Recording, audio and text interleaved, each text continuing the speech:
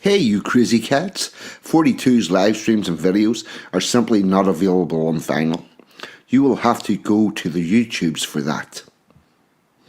So if you want content about British traditions and culture, cutting edge social commentary from an unapologetically patriotic perspective, along with a side order of madness you simply will not find anywhere else, then this is the place for you. And to all those early adopters in the chat, don't forget to hit the notification bell. That's how you get the good stuff and make sure you never miss a tasty treat. So with that being said and done, squeeze yourself in. Let's get into it. You know you want to.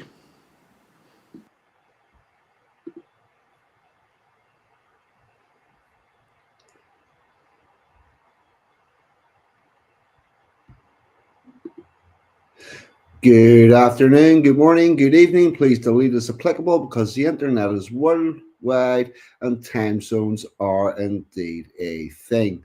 And why am I not on the screen? This is going to do my head in. Let's see, what does that do? Right, okay. Now, if I do that, so right. Fuck me, I think I may actually be figuring this out. I might actually be figuring this out. Sansom, if you're listening, whenever it takes you out of the thing, there's a wee box in the corner that has a picture of a person. It says solo leg. And if you click on that, it'll put you back on after the thing. I think. We're guessing. We're guessing we're doing it on the fly. We don't have an instruction manual. And can I get a wee audio check in the chat, please? Let me know if this is coming out. And I'll do a couple of hellos. And I'll see there are people in.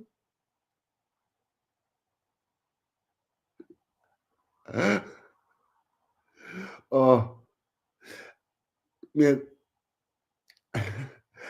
I missed I didn't miss. I seen the first half of then I have to take Amaji up home and prepare for this. So only seen the first half. But Boss, I've never heard you make a bad comment about anybody, so I think I'm pretty safe with you. It's all good. Budgie Burger is a first in.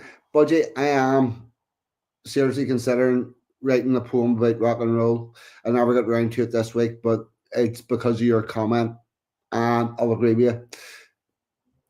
And I think I'll see if we can get one about rock and roll for you. Linda Hunter's in from Down Under. Glad to have you here. Paga's in. What about you, chum? Anglo, evening, brother. How's all of you? Hope all's good. Sheila's dot the dot. Expect a reply to your email from me probably tomorrow. I'm going to be caught up with fucking everything. I am. Absolutely everything. Eyes Wide Chuck's in. Welcome aboard.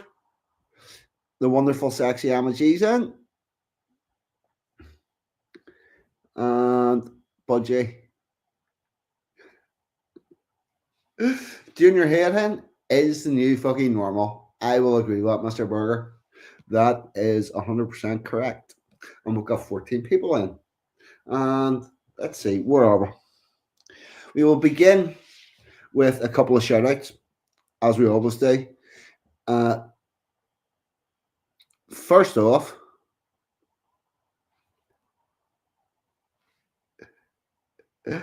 oh fuck. Let's track 40's chat next. Work away with it, mate. Whoever wants to wreck my chat, please feel free to work away, do your thing. I've got a ban button. If I think it's good fun, I'll let it go. If I think it's disruptive, I'll fuck it. I'll ban people. It's really that simple. It's all good. But sure, it's all fun and games till somebody gets. It's all fun and games till a paddle comes out. That's all I can say. Nah. Let's see. Shout outs. Yes, and happy Easter.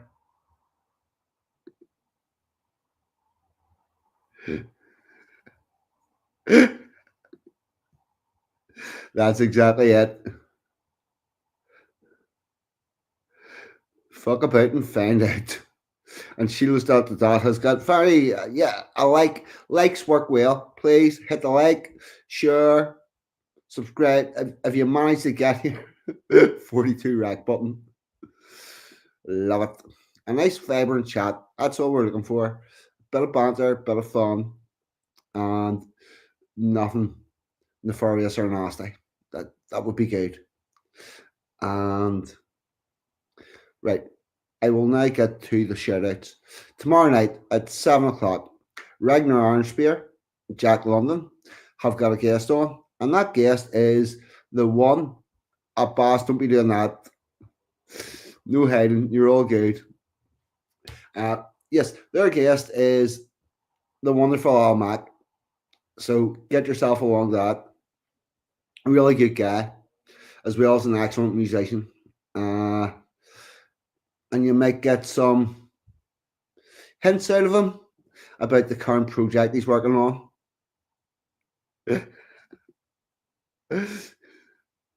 Yeah. See, boss, that's why you're still here and AJ's not. AJ and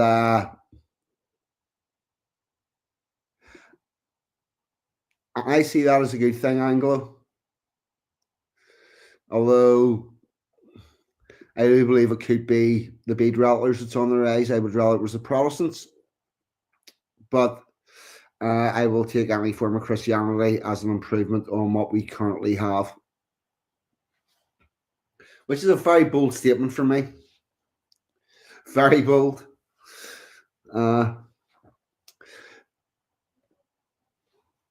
Yes, not only is Al Mac a great conversationalist and an excellent musician and very talented guy, you may get some hints out of him about the project he's currently working on. And I can tell you now, if you're in this chat, you're going to like that project because it's fucking yes, it's excellent. So that's tomorrow night with Ragnar Orangesphere. A big thank you to anybody who came along from Sansom's chat earlier. And I will shout this out. If you like Sansom stuff, you're probably going to like mine. If you like my stuff, you're going to like Sansom's. And that will be something for you to watch earlier on in the evening when, as and when Sansom's streaming, because he's got a lot of work issue. Fucking right he is. The Axe Man. And by the way, axe is a musical instrument, not a choppy up thing, not for chopping trees or people or anything. I mean, axe as in the bass guitar. Right. What else have we got for the shout outs? Robin, Courage is a Cure, Australian girl, will keep you up to date with what's going on in the world of weird. She's on pretty much every platform that there is, and is an occasional guest in this channel. And the other person I want to give a shout out to is RPW Media, Rick Walsh, the brother of Jimmy from Philly. Does a really good show, does really good shows, lots of information. The man's brain's like a fucking computer. Not only does he do the YouTube stuff, he's also got a whole big resource at the back of that with lots of information, lots of links, and so get along to that. And the other one I want to give a shout out to is every weeknight, 8:30, Dave's Waffle House, home of the best duck race on the internet. There are many ways you can get ducks. You can buy ducks. You can win ducks during the show for answering questions and participating. You can get free ducks by leaving comments underneath the streams. And all the ducks have a race. Whenever the race is over, whoever wins gets to spin the Wheel of Doom, and whatever prize comes up in the Wheel of Doom is what you get. Sometimes it's a t-shirt, sometimes it's liquid ass. It's really that simple and easy to understand, but it's fucking good fun. So get yourself along to that. So there you go. And there he is there, the man himself. So get yourself along there. We all have a good laugh. It's a really good. Oh, and yes, Chris Dangerfield is coming back again. He's had a bit of an issue with noise pollution because they're having to come out New Year and they're doing all sorts of partying and whatnot. But he is going to be streaming more with on the Paca show. I should. It's not the Christy Dangerfield show. It's the Paca show featuring Christy Dangerfield. So there's that. Get yourselves along to that. Now, tonight we're going to talk about Easter, and we're going to talk about its history. We're going to talk about the pagan stuff that preceded the Christian Easter, and we're going to talk about the festival of death and rejuvenation, and we're going to talk about the theme of rebirth. And with that, since it's been going well, I'm going to start off tonight's content with a poem. This is one I wrote in 2015, and it's called Rebirth. Get the StreamYard. Present this. Yes, the ducks are of the digital variety. Now, if you want to see the non-digital ducks on England Day, that is available. I will give a little bit of a. Actually, I'll do that after this. I will give a shout out to the ducks and the England Day duck race, and that is very fucking small. I'm going to zoom this in and zoom it in again.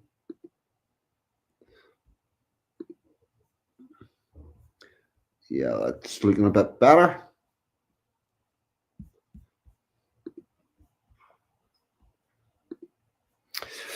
Rebirth. The ocean stretched before me, its thundering waves beckoning. Alone, I charged into its fastness. The icy water stabbed at my flesh, my body instantly consumed by an unstoppable rolling wave of water. The undertow spurred my husk away. The freezing water pierced my core. Sea salt, a cleansing agent. Traumatized muscles reacted involuntarily, contracting, contorting, creating catalyst. A metamorphosis began. The frigid womb, replacing months with moments. I surfaced, gasped clean air, acting on instinct alone. My thrashing limbs brought me to the shore. The man that entered the ocean lost fear and doubt. The man that emerged gained hope and self worth. Together, they left one set of footprints. I wrote that back in 2015, which is almost 10 years ago. And I will say this, it talks about the period of my life where I was starting to establish myself as living independently, having escaped the abusive relationship. I'd met the wonderful Emma G,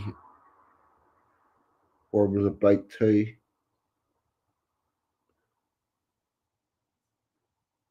It's pretty closely around then. And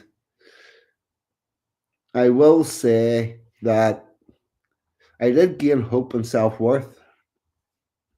As Emma will testify, I didn't gain a hell of a lot of personal organization. That was never my strong suit. But that has improved recently. And I am going to slightly put it down. As you all know, I've spoke about this. I've been following the natural year. I did a proper thank you, Anglo. I did a proper end of year. I made my New Year's resolutions and they all went to shit. And I did a version of Lent where I checked my bank balance every day and tried to figure out what the fuck was happening with money and all of that. And it was extremely difficult. But I actually feel currently the way I should have felt 10 years ago. It's took a while, but I do actually feel like I've got a bit of improvement in the whole personal organization and whatnot going on.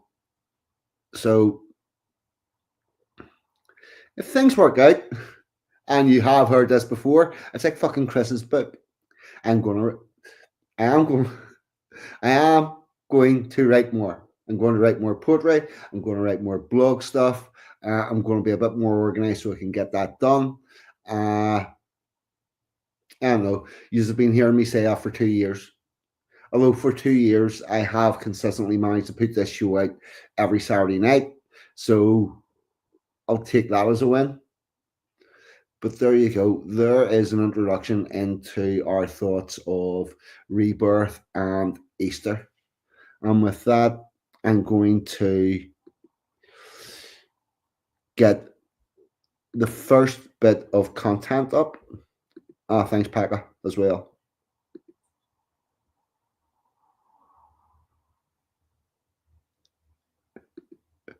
If you're from Essex, don't watch.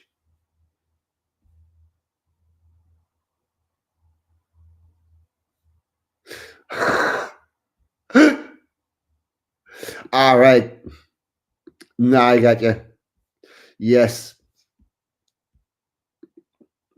I get you now. If you're from Essex, don't watch. But I think we might actually do this. It's only 4 minutes 20. Fuck it. Let's see. Can we find this?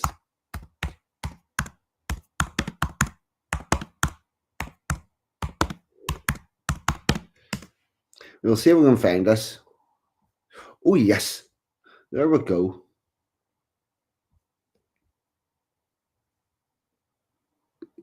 We'll watch a little bit of it. We'll watch a bit at the front and a bit at the end. I'm going to stick the link in for this in the chat. This is the England Day duck race of the non-digital variety. Dave does the digital ducks. England Day had the well, they're not live ducks, are they? No, they are not live at all. Share screen. Share screen. England Day. Sure.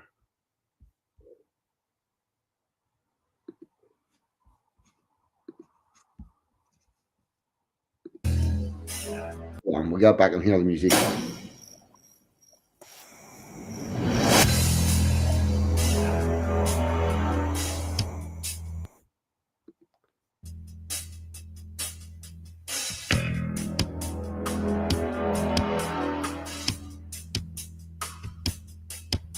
There you go.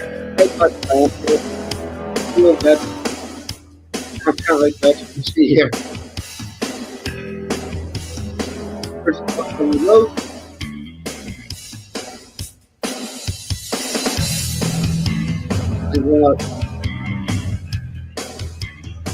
And that's right forward.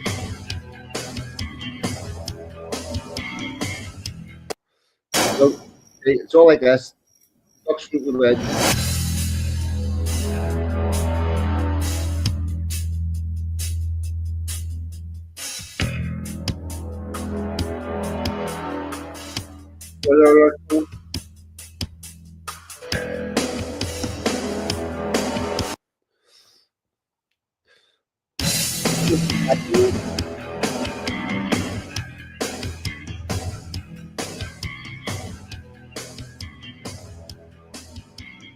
Packet don't even start. Somebody will take that serious.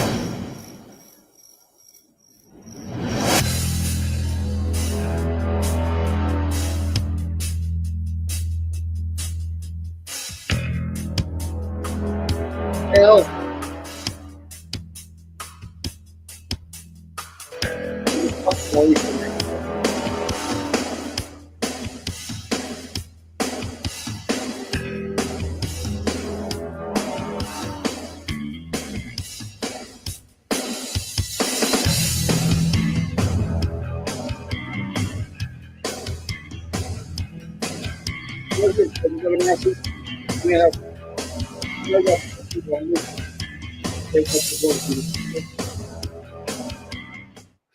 I asked Al Mac for music and he just fucking gave me that. He was like, there you go. Fucking class. There you go. There's a bit of the duck race, and yeah,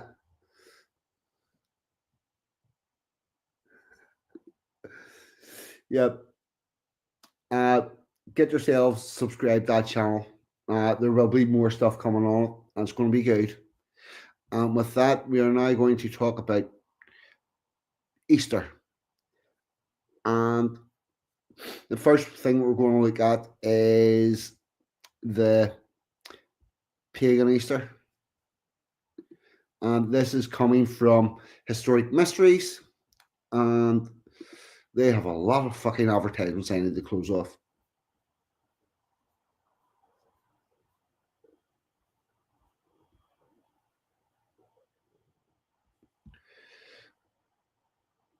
I'm just going to ignore that at the top. I just want to have a quick check. Yeah, it all seems large enough.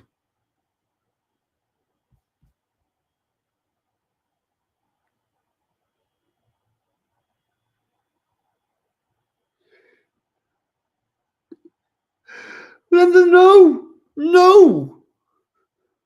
I thought there would be live ducklings. You can do it in like a toad race. In Indonesia, they do cricket fighting. It's pretty cool. No animals shall be hurt in the races. Oh, thanks, Linda. Thank you very much. I should put the fucking link to the poem in the thing. Yep. If you're ever wanting to know what's going on in my head, probably check out the poetry, because most of the stuff will go there first. Particularly if I do actually manage to make the time of thinking I'm going to be able to make for writing and stuff. So anyway, this is from Historic Mysteries. Easter is one of Christianity's highest and holiest days, the celebration of the resurrection of Jesus. But the origins of today's Christian holiday are firmly rooted in ancient traditions of pagan religions from many parts of the world. With its blend of solemn religious symbolism and the fun of Easter eggs and bunny rabbits, Easter as we know it is a patchwork of beliefs, practices related to the themes of springtime, rebirth, and renewal. So, what does pagan mean, and more specifically, what involves a pagan Easter? So, and you'll see this animal here. You will notice by the length of the ears that's a hare and not a rabbit. Pagan was originally a term used to describe people who practiced non-Christian religions. The term, which had a derogatory connotation, was assigned by early Christians. As Christianity was spreading in its early days in Europe, there were still many people who maintained their polytheistic beliefs. These people were subject to a pejorative term, which served as a term of social pressure to create. Now, I'm going to take issue here. We're now talking about how these people termed pagans. Non-Christian religions will allow that. Derogatory term by early Christians and Christianity again.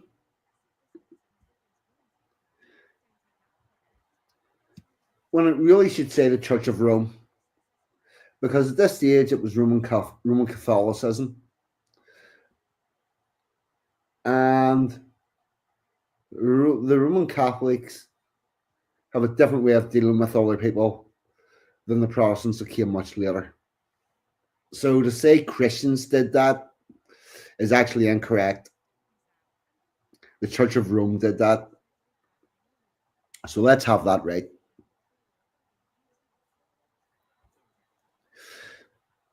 These people subject to pejorative terms, which served as a form of social pressure to convert to Christianity and identify targets for discrimination.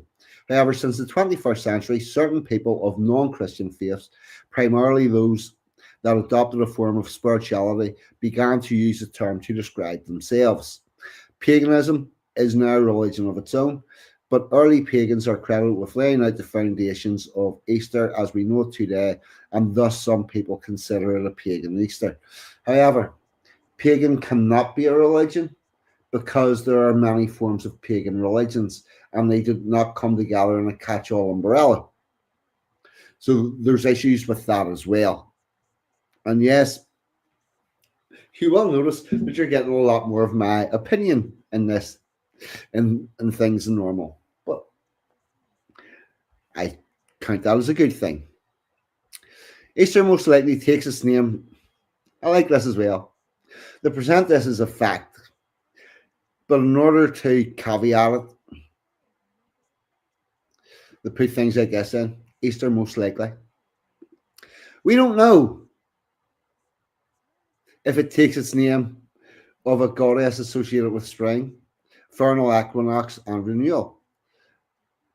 Oster was the Saxon mother goddess, the source of all things and the bringer of new life. Around the same time, Teutonic tribes worshipped the dawn goddess of Ursula, who also represented fertility and birth. Other pagan cults and deities played the parts in formation of Easter too. Around 200 before Christ, the mystery cult goddess Cryba was popular in Rome and its surrounding areas. Crybe, another goddess of renewal and spring, had a lover named Attis, who was born a virgin and died and was reborn every spring. The legend of Attis' birth is also associated with other deities, including Dionysus, Tromus, and Orpheus, and scholars believe with the life and death of This sentence makes no fucking sense. The legend of Attis' birth is associated with other deities, including right. So they're saying that Attis is similar to Dionysus, Turnus, Orpheus, and scholars believe. Which scholars? Why do they not know? With the life and death of Jesus. So, in other words, what they have done is they've taken Christian Jesus and they have said, we're going to make it part of this. By the way, no religion has got a monopoly on bullshitting. Neither do writers about religions. My best advice is question fucking everything and don't stop until you get to the bottom of it. And whenever you've got to the beginning, work your way back and you'll probably come across the truth somewhere along the way. However, as Christianity rose to prominence alongside those pagan beliefs, elements of the celebration of Estel, Ortus, and Attis and other deities became inextricably intertwined with the Christian narrative of Jesus' death and resurrection. That's because whenever the Church of Rome was gaining popularity, it had to bring everybody with it and it had to give people things that they were familiar with. Why Easter falls on different dates. Easter doesn't fall on the same date every year. Thus, even this aspect of the holiday is connected with the pagan celebrations and the cycle of nature. Are you sure about that? Because I think it might be something slightly different. The vernal equinox marks a time when night and day are of equal length. It's a celebration by pagan cultures to welcome the arrival of the long days of spring and summer. For Christians and Western traditions, Easter is celebrated on the first Sunday after the full moon following the vernal equinox. Be really curious if Passover follows that exact same formula. This is the formula set in 325 CE by the Council of Nicaea. This is true, which established many points of doctrine in the early Christian church. Yes, in 325 AD, after death, 325 years after the death of Jesus Christ, the the Pope, who was also the Roman Emperor, brought a whole load of religious scholars together, and they thrashed out what was going to be the unified belief system of the Church of Rome. And in part of that, they decided on the placement of Easter in the calendar. But I'm curious as to whether or not they just lumped it on top of Passover. And I'm also curious if the Jewish festival that was happening, where allegedly Pilate had the opportunity to free one of the condemned men, and that was something that was granted to the Jews because of their festival. I'm curious as to whether or not that festival going on was indeed Passover. I'm not 100% sure. I know the Christian part of it, that bit I learned well, because I was fortunately born into a household where we learned Church of Ireland. So I learned the Protestant part of it. But what the Christian festival was, it was on that I didn't learn so much. Well, I didn't learn anything about just the Jewish festival, which is of fuck all interest to me because I'm not a Jew. Eastern Orthodox Christians celebrate Easter.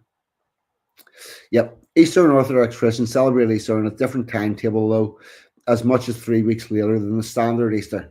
But this is also to do with the change in the Gregorian calendar. So I'm not quite sure if that's relevant. And with that, I'm going to check the chat. Mark Sheldon's in. What about you, chum? And a happy Easter.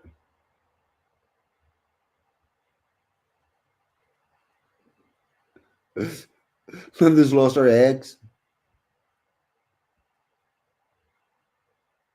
Well, thank you, Sheila. Right. I think I'm okay to carry on. There's nothing I overly need to engage with, so we're all good. Today's Easter is a mix of symbols from Christianity and traditions far older, alongside the overtly religious celebration of Jesus' death and resurrection. People of all ages and belief enjoy coloured eggs, egg hunts, candy rabbits, chickens. Also, the Easter baskets filled with gifts, candies, and springtime colours are an important part of today's celebration. And here we have a nice picture of someone painting, decorating an egg. It looks a bit like a Fabergé egg, to be fair. You know, one of those Russian things that are very, very ornate, and some rabbits and probably possibly hares helping them. All of these Easter favourites clearly echo pagan beliefs. Many of the beliefs were very much in tune with nature, animal births, seasons, and the cycles of the moon, and the sun. The rabbit, the symbol of fertility, you dickhead, it's a, well, the pagan fertility symbol would be a hare. But there you go. It's a hare that they find in the coffins whenever they check them out to see what they're resurrected as. So maybe a hare. It was sacred to oyster, eggs, chicks, green grass, and sweets speak of the ancient celebration, because there's no other celebration where we would have give children fucking sweets and treats. None. None. Celebration of new life and rebirth during warm spring days. Now, it is a time of the year whenever everything comes back to life. I've been a long proponent for the fact that our new year is in the wrong time, that nobody feels motivated on the 1st of January to get up and be fucking all excited, but they would be more so to do so about this time of year where it's actually bright and light. Although it wasn't very warm today. Many ancient pagan cultures exchanged eggs as a celebration of changing season into spring and the blessing of fertility. I need some liquid.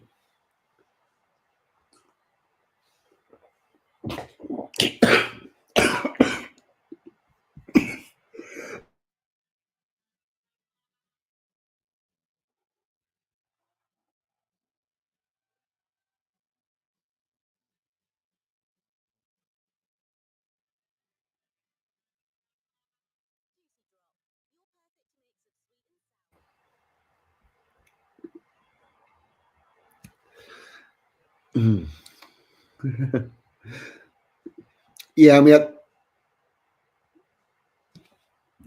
yeah. Sorry, you know the way you hear you. Well, you don't hear me going. I have to mute. Yeah, well, you heard a bit of why I mute. I do take the old coughing fit. It's possibly PTSD. It's possibly because of the ride from ever getting with PTSD. And it could be working mechanicals for 30 years hasn't helped it, but there you go. Uh, right. Mark, generally speaking, what I've been told is the egg represents the stone that could roll away from the tomb, because the tomb was it was like an above ground tomb that had a large stone that was rolling place with to close it up, and the egg is supposed to represent that sort of round egg shaped stone. But yep, I'm okay now, and we're back. Yeah,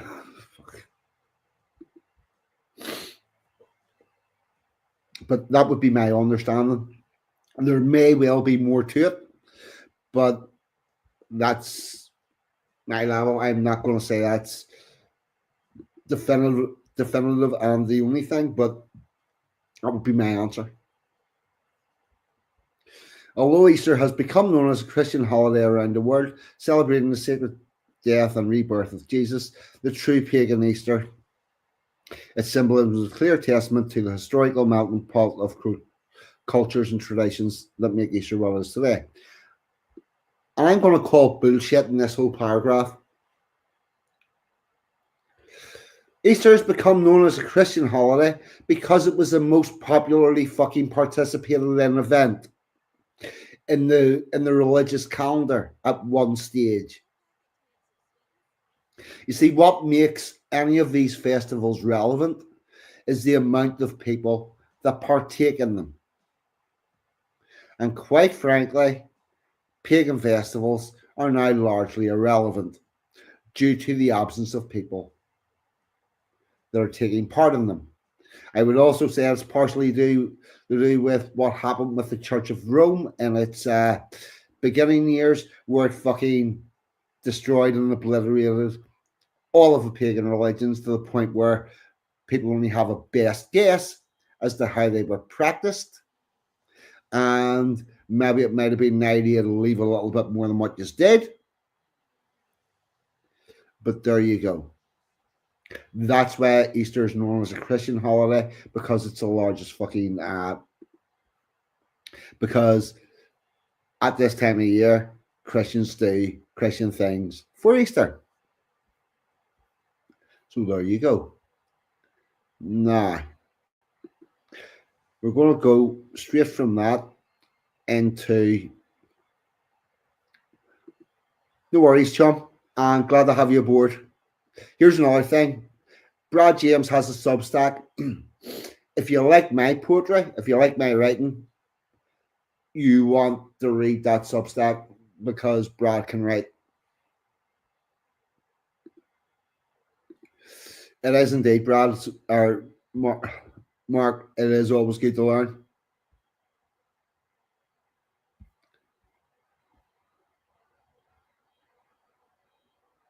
The rolling of the stone.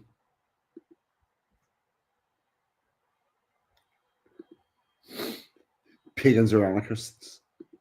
Right.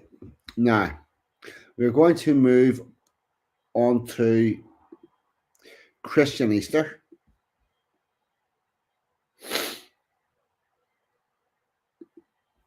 And we're going to get this from the BBC.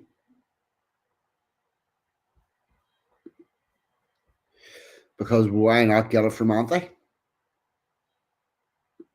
Very welcome, Brad.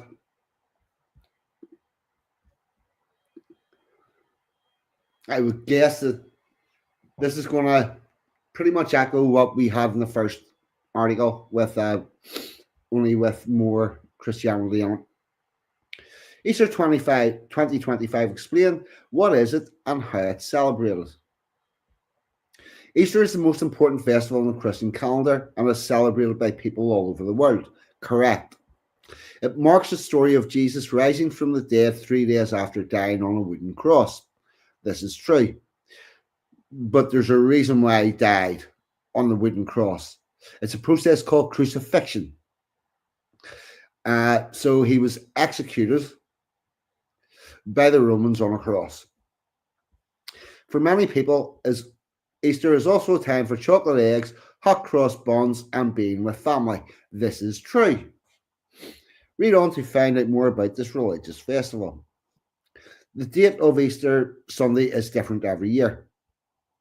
It's celebrated on the first Sunday after the first full moon that follows the spring equinox. Uh, we talk a lot about the natural year here, and we'll go through it. The first one would be the spring equinox, where they have 12 hours of daylight, 12 hours of dark. Then you have the winter solstice or summer solstice, which is the longest day on the 21st of June. And then you have the autumn, winter equinox, where you're back to having 12 hours of daylight, 12 hours of dark. And then you have the winter solstice, which is on the 21st of December, and it's the shortest day of the year. And that's your yearly thing. Interestingly, these equinox days were described as quarter days and were very important to organising our culture, and they would be the date that rents would be due. If you worked labouring, you would a lot of the time be brought on for 1/4 of the year, and then in the spring equinox you would go to a different town where they're hiring on people to help with the lamb and help with farming, help with gathering crops or whatever, and then you would move about and get your work that way. The other thing is, on May we have a big festival coming up, May Day.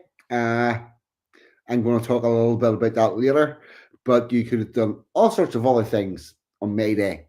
Very interesting. Anyway, the date of the equinox is determined by the Earth's tilt on its axis as it travels around the Sun. At the equinox, the Earth's axis is tilted neither towards nor away from the Sun, making day and night nearly equal in length. The spring equinox takes place on 19th, 20th, or 21st of March. In 2025, the first full moon after the spring equinox will fall on the 13th of April. Good Friday in 2025 is 18th of April, and Easter Sunday is the 20th of April. So what is the difference between Good Friday and Easter Sunday? We are going to answer the question in this that I have heard being asked in quite a few streams by quite a few people. What's good about Good Friday? And we are definitely getting to the bottom of that. I do have an answer for you. Whether or not the BBC has an answer for you is a different matter. But I do. And by the way, my answer is the one that I got from the Church of Ireland, along with a lot of other stuff.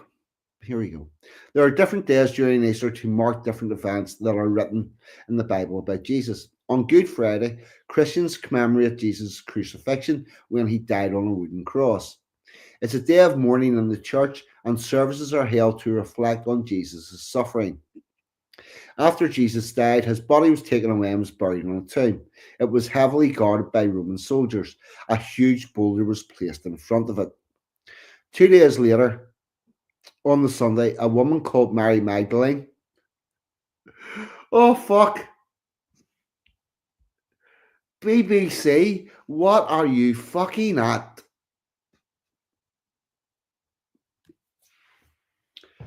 Let this sink in. 2 days later, on Sunday, a woman called Mary Magdalene. You could say Another way to say that is one of Jesus's followers, the only female disciple, Mary Magdalene, and some of Jesus' followers visited the tomb. Actually, I'll bring it right down to here. Yeah, not a woman called Mary Magdalene. You could say maybe one of Jesus' disciples, the only female one, and the one's not counted in the 12, visited the tomb.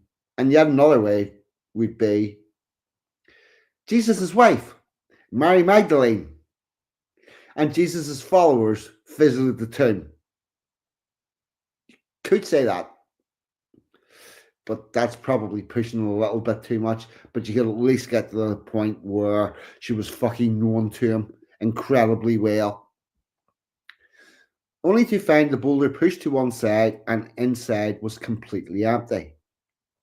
Later that day, they found Jesus alive and realized that God had resurrected him. This is why Christians celebrate Easter Sunday. Right. No answer about why Good Friday is Good Friday yet, but we will get there. How's the religious festival of Easter celebrated? There are church services to commemorate Jesus rising from the dead during Easter. Many churches have a service late on Sunday and the day before Easter Sunday called Easter Vigil. It is often a time of quiet reflection, and a large candle called a paschal candle is often lit to represent the resurrection. Then on Easter Sunday, some churches may decorate and fill the churches with flowers to celebrate the discovery of Jesus rising from the dead. Right, so they're saying that churches can be decorated. Right, okay. Seen that. Throughout history, people have given each other eggs as a mark of spring festival and new life. Not quite sure they have. This tradition continued to become part of the Christian festival of Easter, which takes place in spring. People used to paint real chicken eggs, but nowadays people exchange chocolate eggs. Another tradition which has grown from this is Easter egg hunt.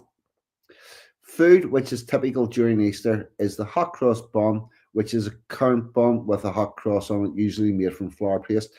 While traditionally sold on Good Friday, they have become so popular and are available in shops this spring. I need to go up the front here. I want to check, are we on CBBC babies?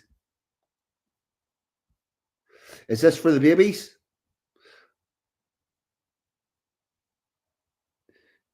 Children's BBC?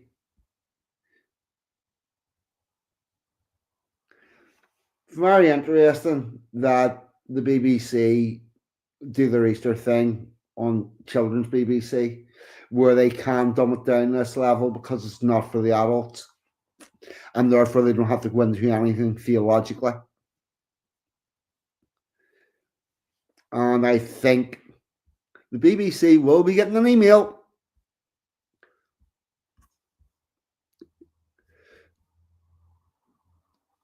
In the chat, people, if I'm sending an email to if I do send an email to the BBC, just want to see what I send them and and their response. If I do that, do you just want to see what I send them and their response? Should I post it? I don't think so.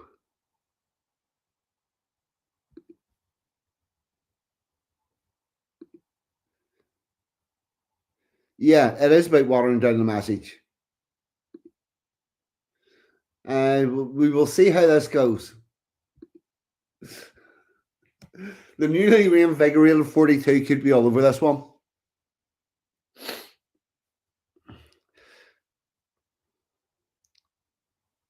Food is typically Easter's hot cross buns with currant, which is a currant bun with a cross on it, usually made with flour paste.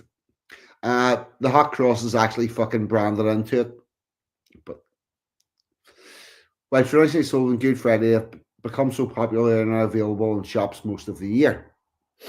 And I'm also going to say that my tradition with eggs was always to draw on the eggs, color them in, take them to the local park, roll them down the hill, and whenever the egg cracked, you got to eat the egg. And a hard boiled, by the way, yeah, hard boil the eggs before doing this madness. And I can neither confirm nor deny if I ever did bash the egg on the ground so that I could get to eat the egg. On the Greek island of Corfu, old posts are thrown out of the window onto the streets on Easter Sunday morning as a tradition. It is thought the tradition was copied from the people of Venice and Italy who threw out their possessions. In Poland, people threw water. This is the BBC. In Poland, people threw water over each other on Easter Monday. It's known as Wet Monday and happens in many other countries too. It's a tradition that's connected with the baptism of a Polish prince hundreds of years ago. In the small town of Versailles in the south of France, people gather every Easter Monday to share a massive omelette. Around 1,500 eggs are used, as big enough to feed thousands of people. Very good, BBC. I may come back to more Easter stuff because this is all going freeform at the minute.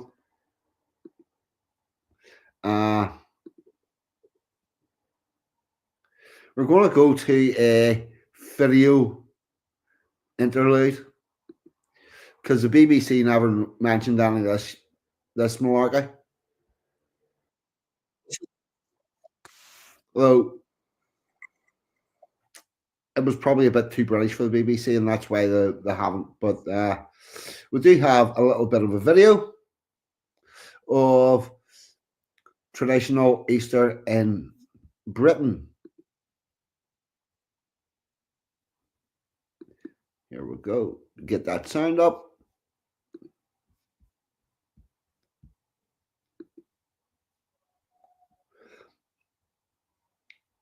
I'll send someone about you, Mucker. Glad to have you in.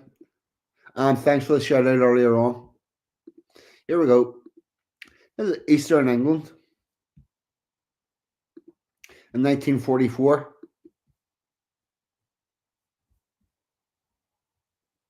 British Pathé and Reuters.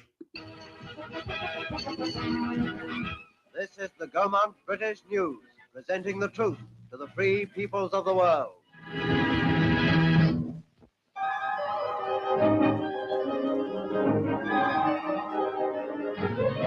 The railway companies still find it necessary to warn us about not travelling at holiday times. And a glimpse of some of the stations this Easter show how well most people acknowledge this request.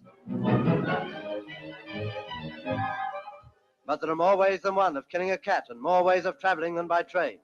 This was the scene at Windsor Races.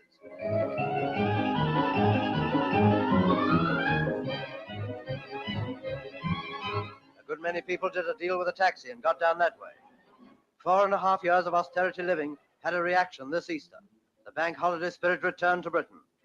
Any holidays before in this war have been rather conscience-stricken. But now the pattern for victory is clearer than it has ever been, and many thousands were able to relax and go in search of amusement. It's doubtful if the people of Germany could have found the heart so to enjoy themselves this Easter.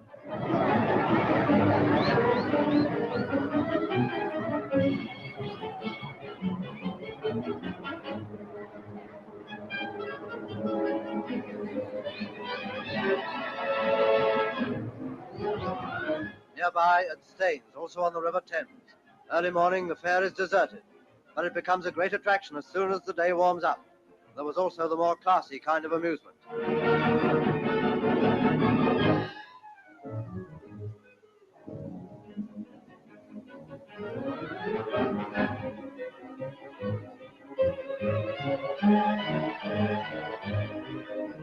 Chessington Zoo, and the horse bus is a reminder of the days when Britons took their pleasures not sadly, but with lots of noise and laughter, with swings and roundabouts and coconut shies, and an atmosphere of beer and cockles.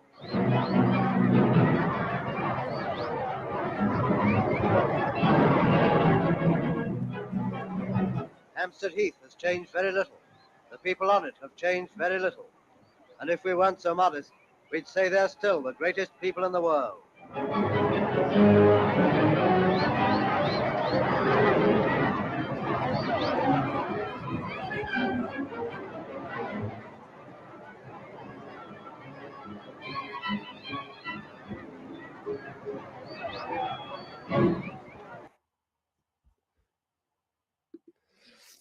There you go.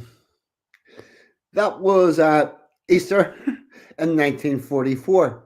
I think you'll find it was a rather big deal in England and in Britain with the British people. Now, I'm going to try to make sense of this. I'm also going to explain Good Friday. Good Friday is the day that Jesus Christ was crucified and he descended into hell. And on the third day, he arose again to sit in the right hand of the Father, from where he shall judge the quick and the dead.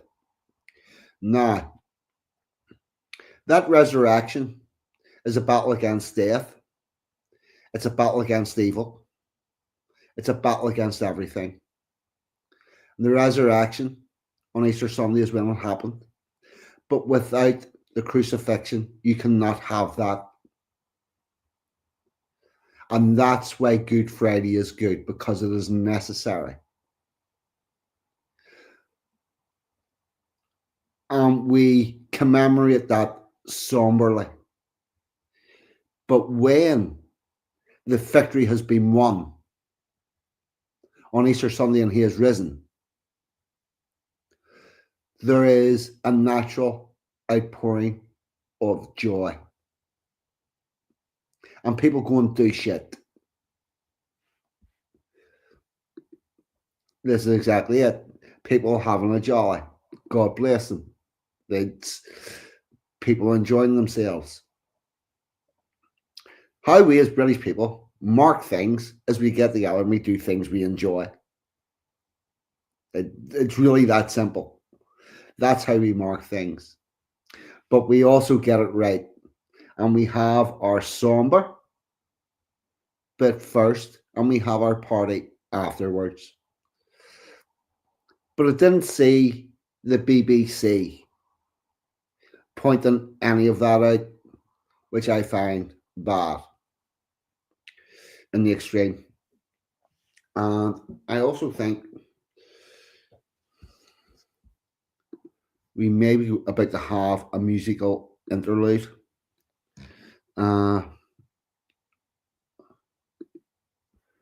Let me just check what I have in the hopper.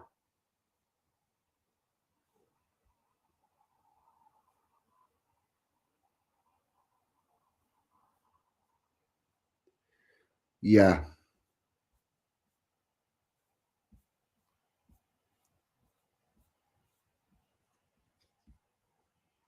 Right. Yeah, we're going to have a little musical interlude. And let me just... Yeah, we'll have a Uggy Moore. Actually, no, fuck up. I know what we're going to do. We're going to have... What the fuck? Right. We're going to have harmony, melody, and rhyme. Is what we're going to have. We're going to have harmony, melody, and rhyme. Because I feel like it. And then we will carry on with... and then we'll carry on with Easter. And harmony, melody, and rhyme is about bringing together a community to move forward together. And I think Easter's sort of about that too. So we'll have that. And we'll find out whether or not this computer is going to work. It is. Fucking excellent.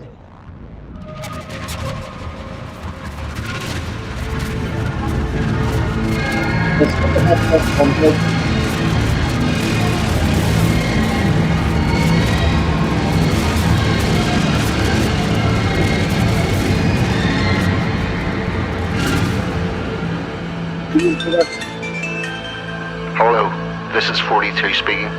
Welcome to the Resistance. You are not alone, and we shall walk this journey together. What about you, John?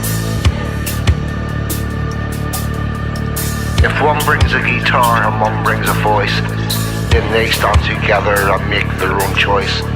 Let us gather together those that can perform, and from the scarred timbers build our own platform. We're from that grand house they tried to burn down. There's gold in the ashes if you look around. Let Let us gather together those that can perform.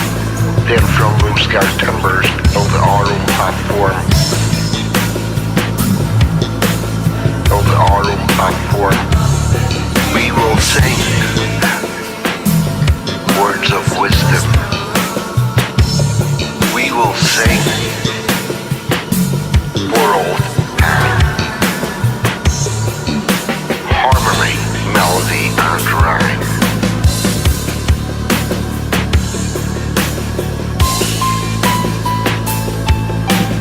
We descended from minstrels in old days of yore. We will create a culture as we did once before. Forced to stand by as our country was sold. Did you really think we'd leave that story untold? So one brings a guitar and one brings a voice. Then they stand together and make their own choice. They have seen the future, the way forward is clear. Among us still stands a modern day Shakespeare. They have seen the future, the way forward is clear. Among us still stands a modern day Shakespeare.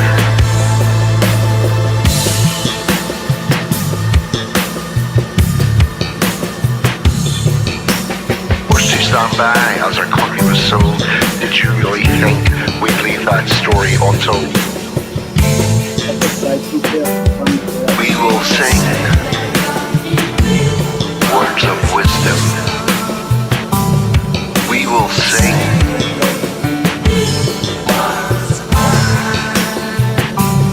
we will sing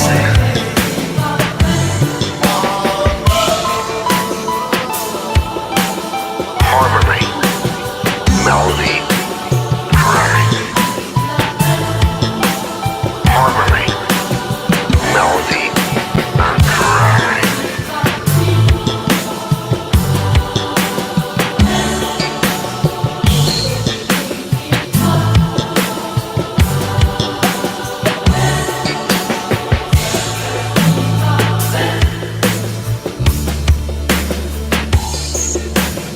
So one brings a guitar and one brings a voice. Then they stand together and make their own choice.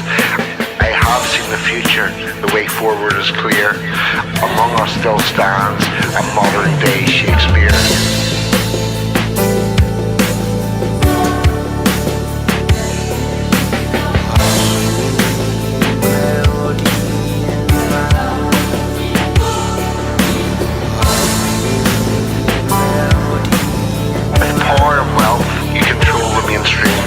Never realized you could not kill a dream.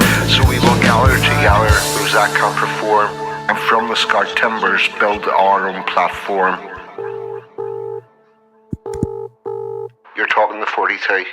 What about you, chum? If one brings a guitar and one brings a voice, then they stand together and make their own choice.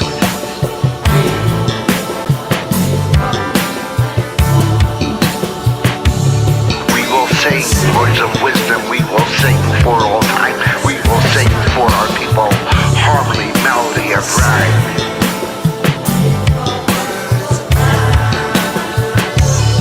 We will sing words of wisdom, we will sing for all time. We will sing for our people with the ancient trilogy of harmony, melody, rhyme.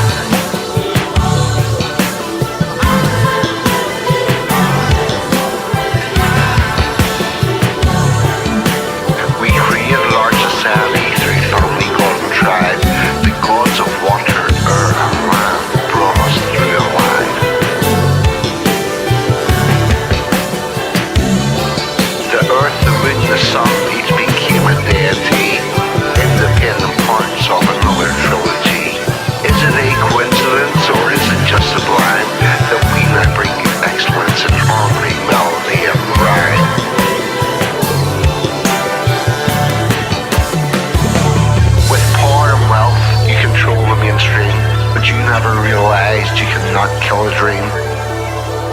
You cannot kill a dream. And we shall walk this journey together.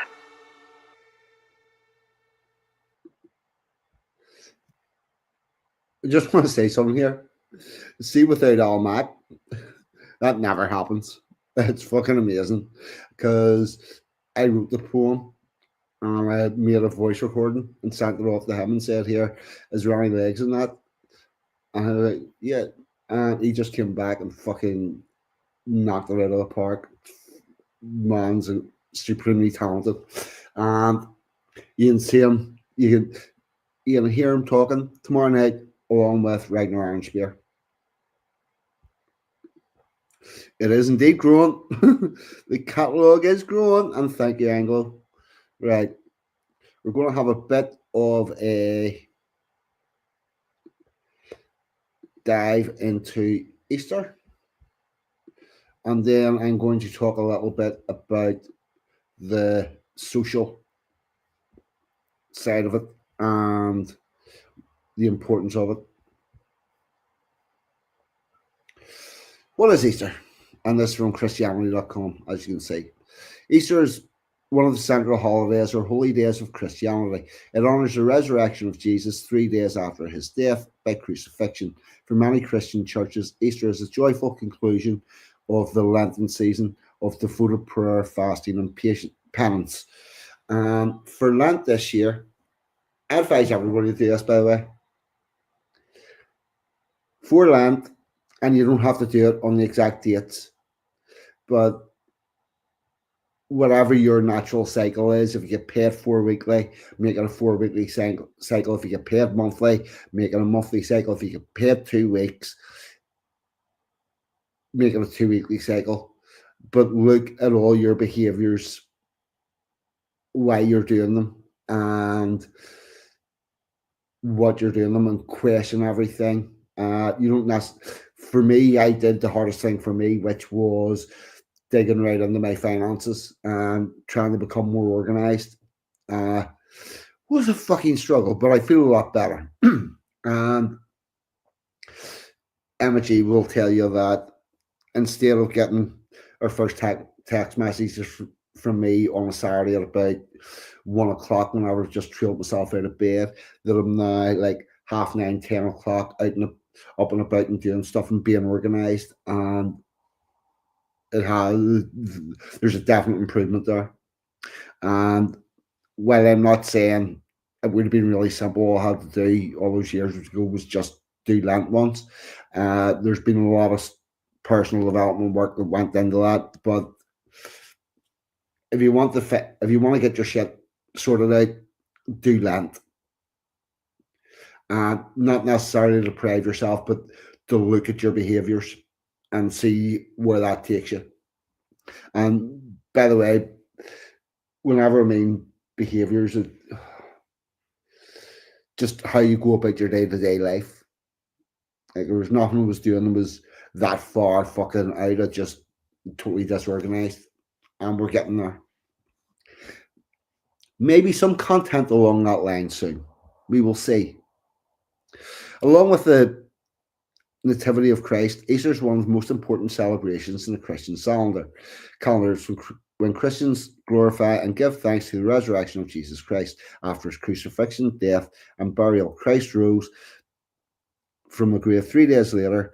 By this, he conquered death and redeemed us all from sin. This is the other thing, because he had beat sin, and therefore he can give forgiveness. The price for your sin has been paid. This year, Easter will be on 31st of March 2024 because it's an old article.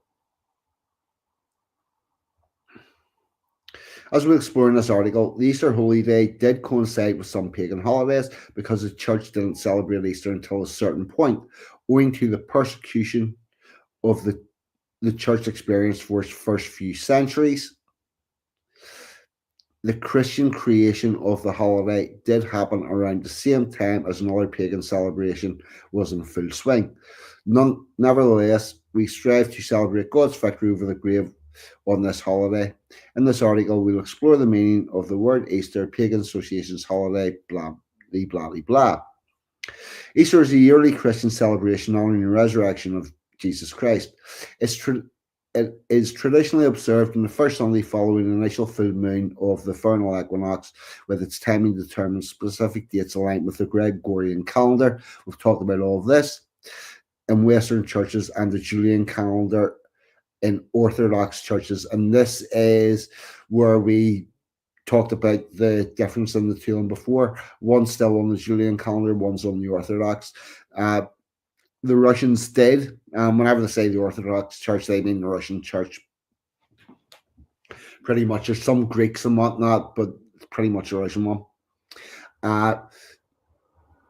They did move to the Gregorian calendar, but they left their celebrations on the date they were. It is also known as Easter Sunday, the day dedicated to commemorating this festival. The International Standard Bible Encyclopedia gives biblical references to Easter, stating, I ain't reading you, you're not King James. Sorry.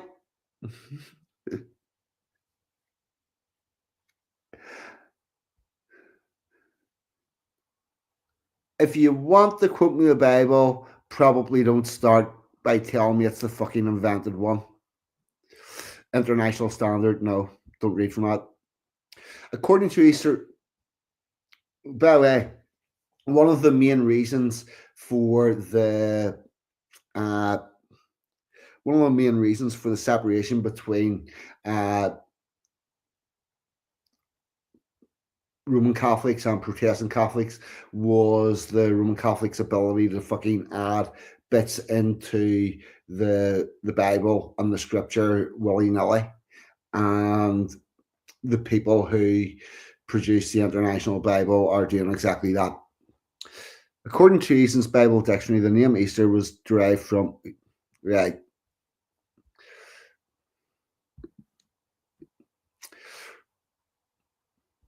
revisionist stuff.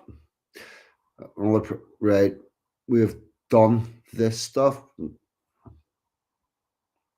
Okay, a more recent and complex explanation comes from the Christian background of Easter rather than the pagan. In the early Latin name for the week of Easter was Hebdomada Alba, or White Week, while the Sunday after Easter was called Dominica in Albs for the white robes of those who had been newly baptized. The word Alba is Latin, both for white and dawn. People seeking Old High German made a mistake in their translation and used the plural word for dawn, Austrian, instead of the plural for white. From Austrian, we get the German, Austrian, and the English Easter. Easter is celebrated by Christians to commemorate the resurrection of Jesus Christ from the dead, as described in the New Testament of the Bible according to Christian beliefs. By the way, interesting point.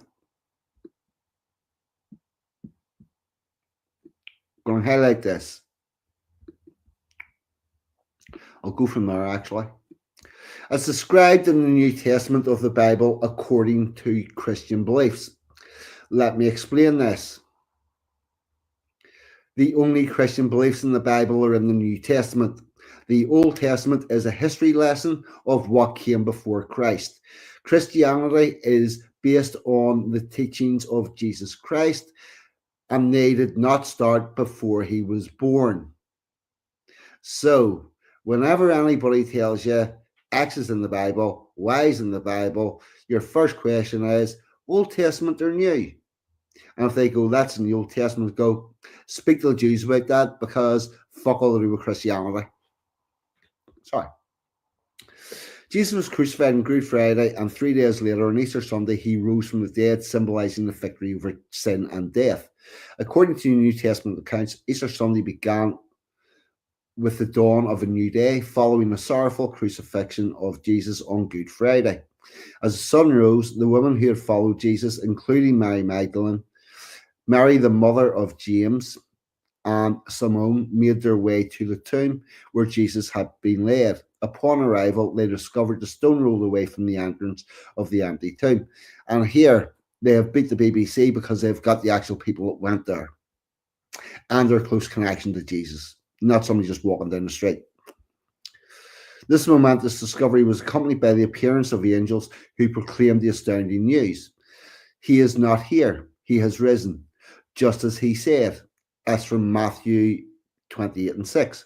Overwhelmed with awe and wonder, the women rushed to share the incredible news with the disciples. Meanwhile, Jesus himself appeared to Mary Magdalene near the tomb, and later to other followers, including two disciples on the road to Emmaus and to the gathered disciples in Jerusalem.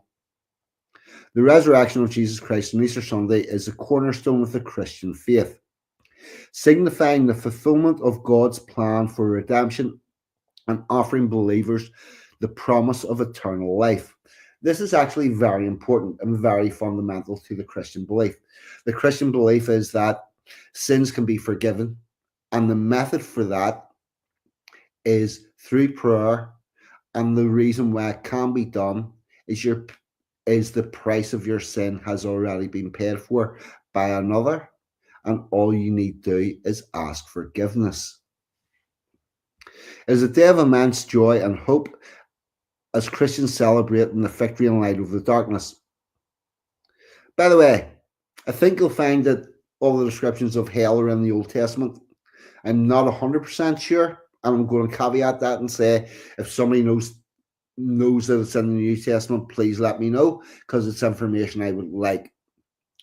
But I believe that the descriptions of hell are in the Old Testament, therefore not Christian, and part of the crucifixion resurrection story narrative is to provide the facility for forgiveness of sins. At the end of this, I'm going to recite the Apostles' Creed that I learned whenever I was between 8 and 9. It is a day of immense joy and hope as Christians celebrate the victory of light over darkness, life over death, and the triumph of God's love for humanity. Easter Sunday serves as a profound reminder of the transformative power of faith and the enduring message of hope that resonates through the ages. Easter is considered the most important and joyful celebration of the Christian liturgical calendar. It is a time for Christians to reflect on the significance of Jesus Christ's sacrifice and the promise of eternal life. The resurrection is seen as a central doctrine to Christianity, emphasizing the hope and redemption offered through the faith in Jesus Christ. The significance of Easter is Jesus' triumph over death. His resurrection means eternal life. You just said this in the previous paragraph. Are you getting paid by the word? Sorry, I'm just going to speed read through this for a second. Yeah, okay. The purpose of Easter also means the full confirmation of all that Jesus taught and preached during his 3-year ministry. He was only in full public ministry for 3 years. If he had not risen from the dead or simply died and not been resurrected, he would have been thought of as just another teacher or prophet. However, his resurrection rebuked all that and proved the final and undeniable proof that he was the Son of God and that he had overcome death once and for all. Another story about Lazarus and being resurrected from the dead after 3 days was definitely not a practice run at whatever it was Jesus had to do to then revive himself, and Lazarus was definitely not the guinea pig. It wasn't a Darrell Brown stunt, honestly. And to be clear, pointing out that there could be inconsistencies with the story and it could be partially a parable is not mocking the Christian religion or the resurrection or the crucifixion or any of that. It's simply asking questions that we must all struggle with. There is a difference. The resurrection of Jesus Christ from the dead is the core of our Christian gospel. St. Paul says that if Christ is not raised from the dead, then our preaching and hope is in vain. In 1 Corinthians 15:14, certainly without the resurrection, there would be no Christian preaching or faith. It's kind of hard to have the Christian religion the way it is without the resurrection. It does not work. The apostles of Christ would have continued as a disheartened group, which the Gospel of John depicts as being in hiding for fear of the Jews. They were in total despair until they met the risen Christ in John 20 and 19. They then touched Christ's wounds of the nails and the spear. They ate and drank with him. The resurrection became the foundation of everything they said and did. Acts 2 and 4. For the Spirit has not flesh and bones as you see that I have. The resurrection affirms Jesus of Nazareth as the prophesied Messiah of Israel and the King of the Lord and the New Jerusalem, a new heaven and a new earth. And you also find in Revelations there is a verse that states, "And I saw a new heaven and a new earth, and the old heaven and the old earth had passed away." And it sounds all a bit like a nuclear bomb, but then reading Revelations is a bit of a trip. Have a go at it if you fancy it. The celebration of Easter does not have some connections. The celebration of Easter does have some connection to pre-Christian pagan traditions, particularly in the symbolism associated with spring and fertility. The time of Easter, for example, coincides with the arrival of spring in the northern hemisphere. Many ancient cultures celebrated the arrival of springtime and renewal, growth, and fertility. One notable pagan festival, we have talked all about that. Eggs, we've talked about.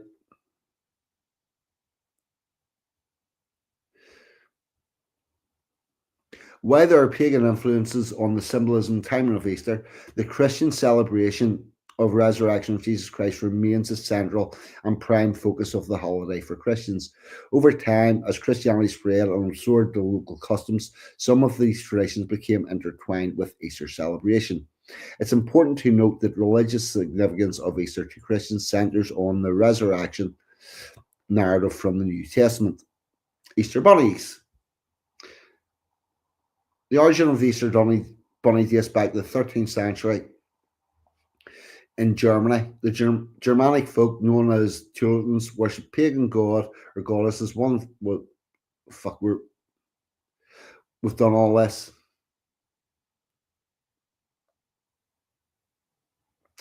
To understand why the colour purple became a colour of Lent and Easter, we must first look at the colour significance in ancient society. Purple dye was a prized commodity in antiquity because it was difficult to obtain. In particular, purple dye was obtained from harvesting something or other snails.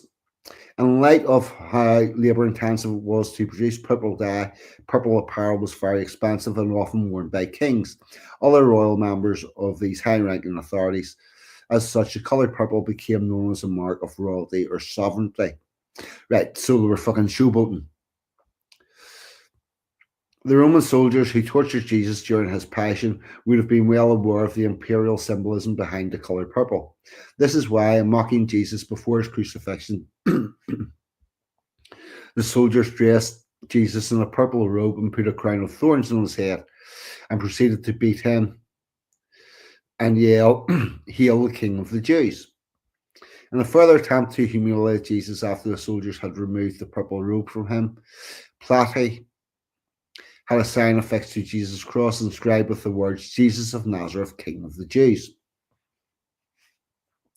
There's a lot of people that think that that sign was put there by the Romans to try to distance themselves from the act that was being carried out. It's hard to know. This inscription is memorialized in today's crucifix with the letters INRI, which are the initials of Jesus of Nazareth, King of the Jews, in Latin. In remembrance of the purple robe, the Roman soldiers put in Jesus in mockery. Churches display the colour purple during Lent to mourn his emotional and physical anguish that Jesus underwent during his passion, and also to proclaim him as the true King of Kings. In some churches, the clergy wear purple vestments, drape lecterns with purple cloths, and cover the front of altars with purple frontals. For Christians worldwide, the importance of Easter is a praising and acknowledgement of Jesus Christ's resurrection from the dead and his glorious assurances of eternal life for all who believe in him. While there are plenty of non-religious traditions such as Easter bunny, baskets of candy, Easter egg hunts, there are also meaningful traditions Christians today. Some include the sunrise service. Many churches made a special sunrise service time to celebrate the risen Saviour. Resurrection rolls are a cute way to teach children about the empty tomb of Jesus. Resurrection rolls are baked with large marshmallows inside that disappear while baking. Never seen one. Fuck off. Fuck off. Yep. This is gone. Easter lilies were a push too far.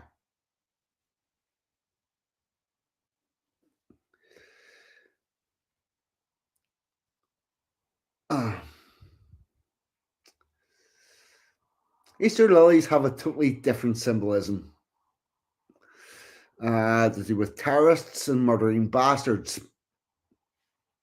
And with that, that site shall no longer be used. But yeah, Easter lilies are a sign of terrorism where I live.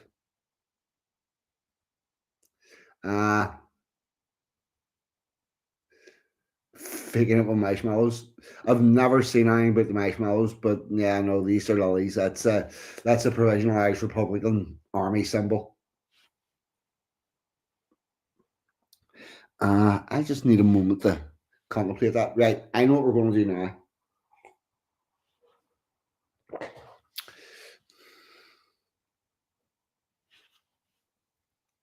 Little Wing saying his granddad used to grow Easter cactus. Right, now we have talked a lot about the religious symbolism, about how it fits into it. Now I want to talk about the social significance.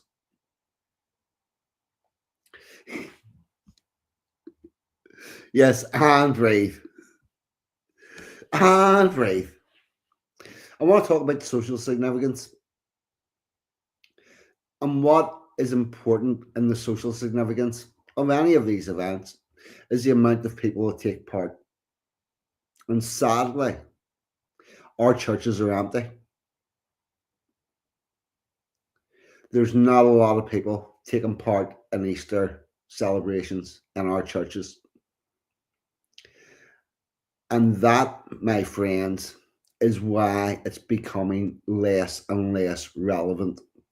And that, my friends, is why our religion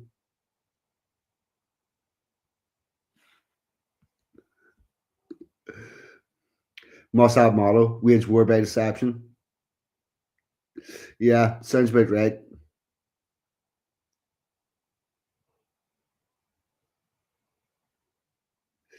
Hypocrites do now sit in the pews.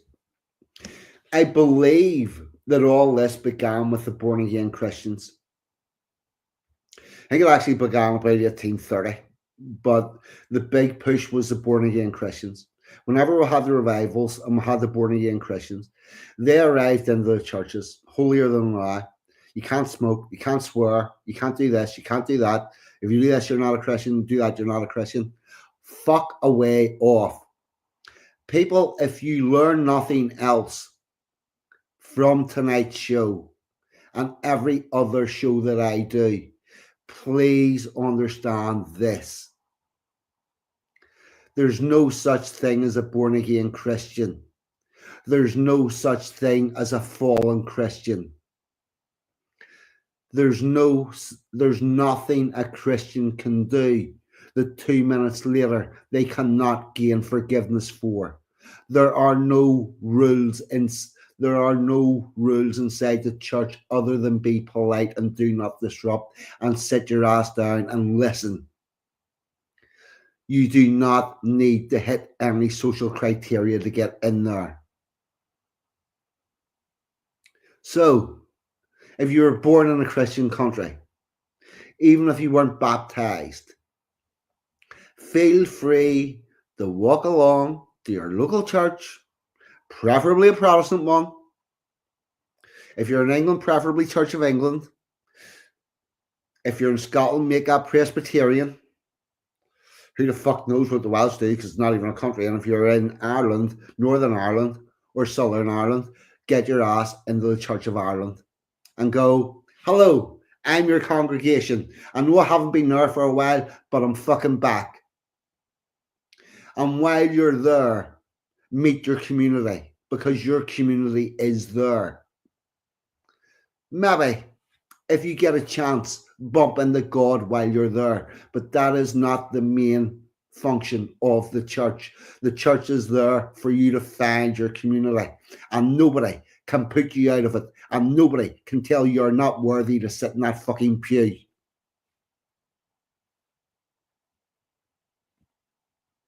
Take your ass down there. Dress presentably.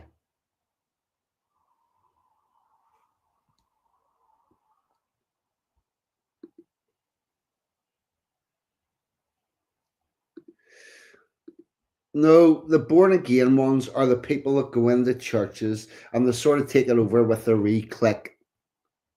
And they came up with all these rules, like Christians don't smoke, Christians don't drink, Christians don't go to parties. Fuck away off. It's just we are all not no Calvinists. Brad's all over it.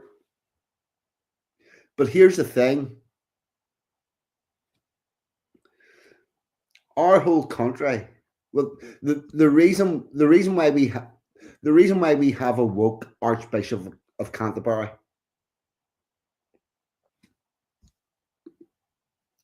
I will totally agree with that. Behave, but do not.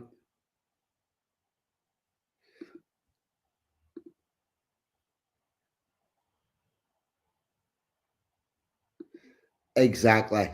And you are perfectly entitled to trot along to your local church. And how we used to run this country, there's a reason why in England your councils are called parish councils, because we ran everything out of our churches. And the reason why the churches have went woke is because the born again Christians and lots of other things came along and pushed the majority of the working class people out. Whenever you go to do your training as a minister, whenever you finish your minister, the first thing you've got to do is whenever you finish, you've got to try and get yourself a job. So you get a job as a curate, helping another minister, and then eventually you'll get your first congregation, and your first congregation get a year and A on you, and they can go, actually, well, like what you're doing, you can stay, we'll employ you. Or we don't like what you're doing, we want somebody more traditional, you can fuck off. And then you say to your bishop, you need to get somebody more traditional in there. And because you're the people paying the wages, you're the people with the power. Now, all of us people, we all walked out of the churches. We left it to the fucking born agains because we're fucking ticking us off for smoking and drinking and stuff, not even whenever we're inside the church, fucking outside the church. Yeah, they're not really Christians. Of course we are. We're no different. You set rules for yourself. Fucking born again wankers. We didn't set those rules. And then we can take back control of the church. We can only put forward based ministers. And if you only put based ministers into the system, you only get a based Archbishop of Canterbury. And then the Archbishop of Canterbury can tell the king, who is the head of the church, by the way, my congregations are telling me they don't like the way things are being done. Because currently, we let the woke people be the ones that sat inside the churches, who then got to promote the ministers, who then moved up and up and up through the system. And now we've got fucking woke Archbishop of Canterbury's, and it's sickening. And We need to take that back. And you know what? Church numbers in this country are so small, we could take them back. Here, Rex, I thought you were from Ulster. I honestly thought you were from Ulster, mate. You do know the definition of a loyalist, don't you? Loyal to the crown. You get the king that you've got. Rex, please. You're in my house now. And I have pretty much zero tolerance for people taking the piss out of individuals that are members of the royal family. And I would also say, if you're taking the piss out of our institutions and the fabric of our country, I'd love to know how you stop other people doing it. I really don't know how that works. How you can do the work of people that hate us and then fucking expect things to work well. There's a reason why East Belfast looks the way it is. And a chunk of it is zero tolerance for that bullshit. Now, what I do want to show, and whenever I was talking about the social importance of it and the amount of people taken back, I'm going to pull up a page of Battersea Park and some Easter parades that happened there.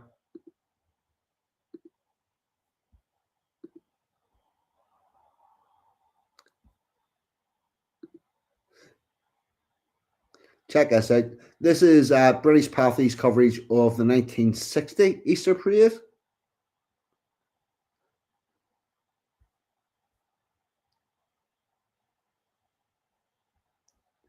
Actually, we'll make this big.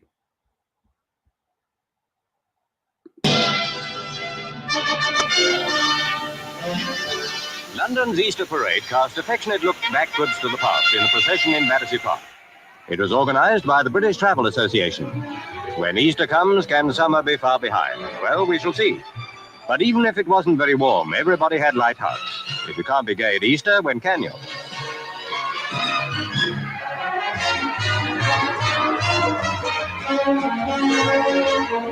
The pearly kings and queens remind us that a lot of old London survives among new fashions, skyscraping office blocks, and all the other evidence of this day and age.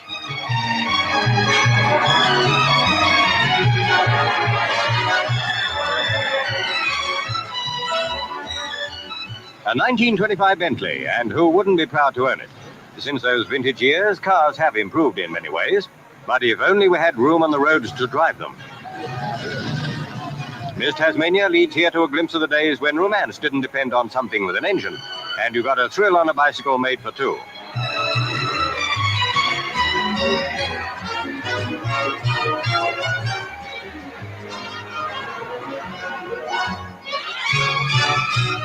The parade came during a few days' holiday, which we all enjoyed. There'll be pleasant memories of Easter 1960.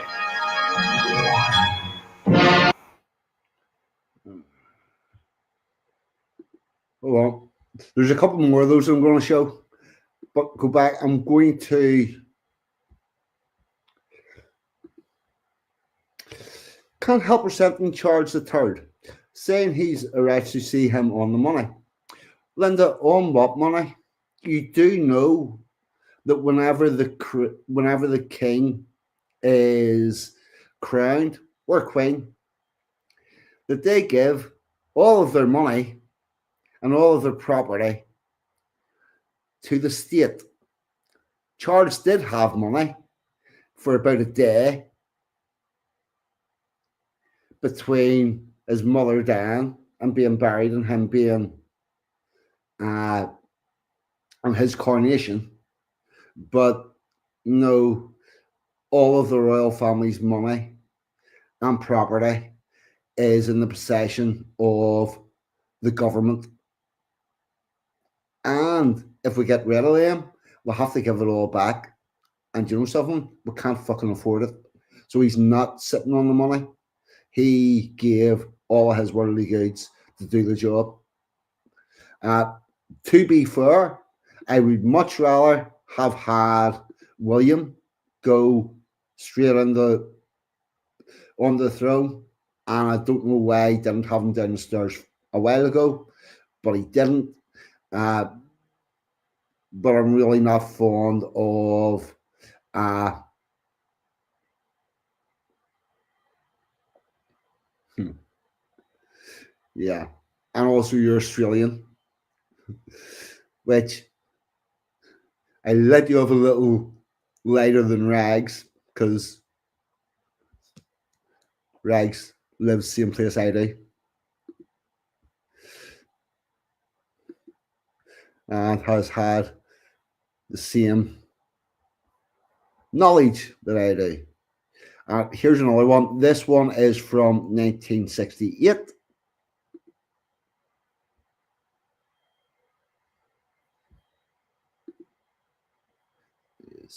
Is on. At Battersea Park, a motorcade of minis dressed up and enjoyed every second of the annual Easter Parade. It was a grand day for a glittering event witnessed by one of the biggest crowds ever.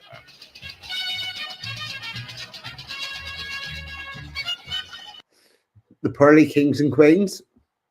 A gaggle of Austin Sevens, the mini cars of yesteryear, still looking pretty and going well. This was a day of fun, and the holiday crowds had plenty to enjoy. Of tongue lips. This little chap got lost. He didn't particularly want to be found again. But the little dramas of the big parade went unnoticed in the glamour of it all.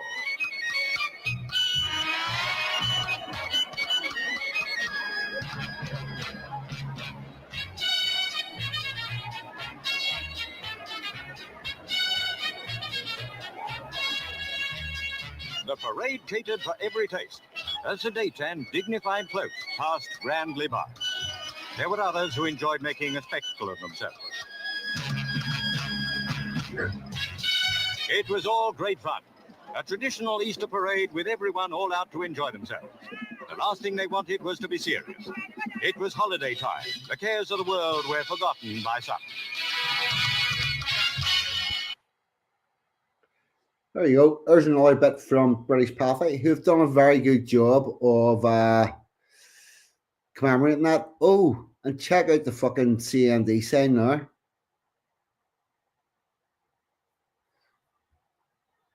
I'm going to put this bit. And 69 parade. We'll do this one as well because we've done all the other ones, so we may as well.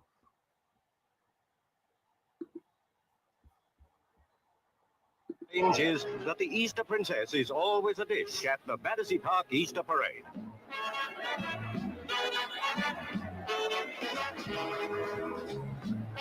It was a glorious day for the annual procession, and 500,000 day-out holidaymakers enjoyed the heat wave and had a grand time watching the fabulous procession, which this year had as its theme a cavalcade of transport through the ages.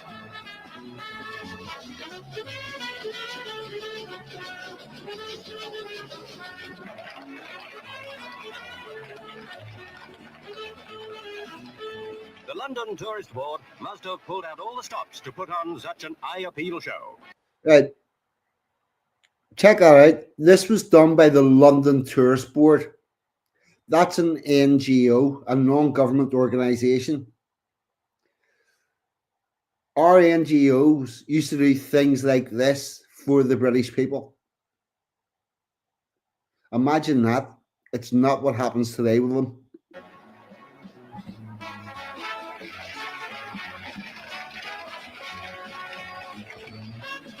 There were many reminders of tranquil times past when a bag... Here, hold on. We need to see this again. I think I'm back behind it now. Hold on, I'm going to pause it. There were many reminders of tranquil times past when a bag of oats and a drop of water were how fuel consumption was measured. Sometimes not even that.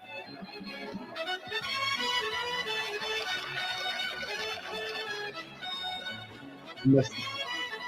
Coming a little more up to date when man had mastered the wheel. Wobbling was avoided by adding another wheel. Transport rapidly became more and more luxurious. But while the boffins worked on the rolling stock, the ladies kept a sharp eye on the fashion scene, especially at Easter. Because Easter bonnet parades were a thing. We're going to go back and check the chat.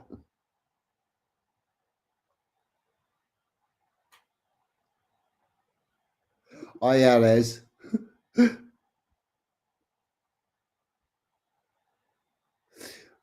Oh, there was a rainbow, but it was Finnegan's rainbow. It was a non-LGBTQAI.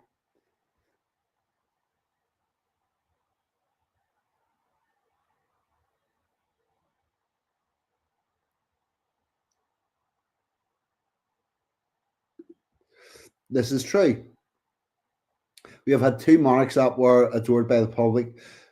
Nearly 90% of all monarchs were like, we're not used to a dislike monarch. This is true. And there are issues with Charles, I will say that. But talk about the issues and do it politely, like a British person with decorum. And we'll all get along a lot better. The other thing is the function of the function of the king in all of this is you're supposed to have two political parties or more, but you're supposed to have a government and an opposition that both want the best for the British people. And you're supposed to have a king that sits in the middle and keeps the arguments between those two in check. Now, the other thing is, because that's the system is, you have never heard the opinion of a monarch for ever, because since 1688, pretty much everything that they said was written for them by the government, and they're the government's mouthpiece. So the government puts a bit of paper down in front and say, here, you have to tell the people that, and they've got to go and do it. So we don't 100% know the opinions. What we do know is that they are currently completely surrounded by people who believe everything in the BBC, believe everything in the Guardian. And not only that, our military has gone.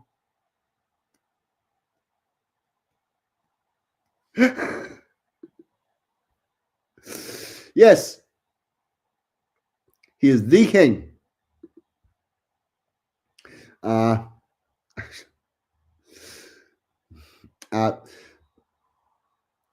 So pretty much everything that you've heard.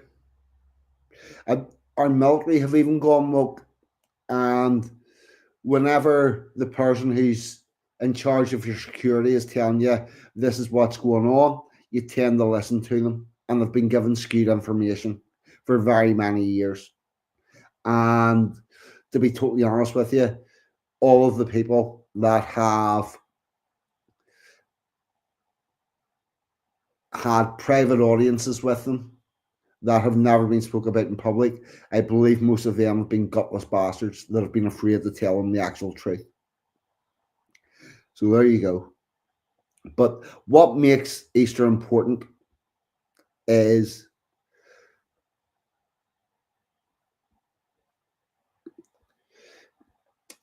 what happened was Mary was pregnant. William had to go somewhere, had to go to France whenever she was several months pregnant, and insisted in going in the carriage to the boat with William because she was going to be without him for long enough, and they were actually very much in love. And the carriage ride to the boat and back again, which was quite a distance, caused a miscarriage. And after the miscarriage, she wasn't able to conceive again, so they had no children. But William and Mary, between them, they are responsible for what Britain is today. Brought in the rules of free speech, brought in the right to say that which is apparent to the government, brought in the Acts of Union, made the country what they are.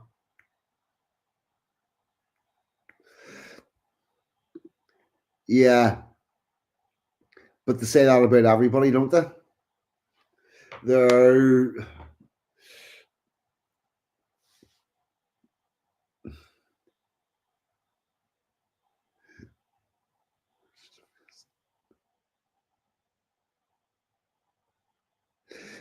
yeah, no, the I'll tell you what it is. See the revisionist within the LGBTQAI community, they're trying to claim that pretty much everybody was either gay or transgender. It's fucking mad. It is absolutely mad, mate. But it is what it is. He was quite small. I will say that. There's rumors about him being small, and there are life-size statues of him I've seen, and he was short, but he was also a very skilled fighter. He was a war leader, in that whenever he was at battle, you would find him where the fighting was the thickest.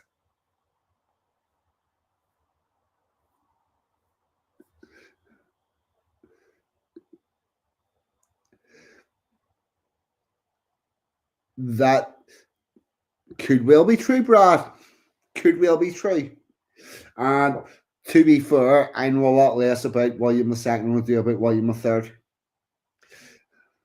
That being the well, for obvious reasons. Uh, Tend to learn quite a bit about William III whenever you grew up where I did. It's one of those things.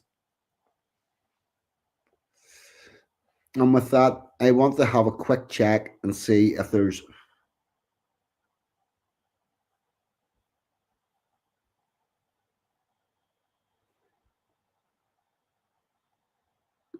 egg jarping. What is this?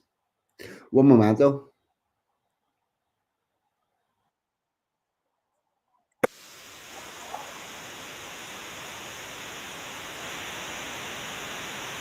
No, we're not doing egg jarping, but we may do egg rolling.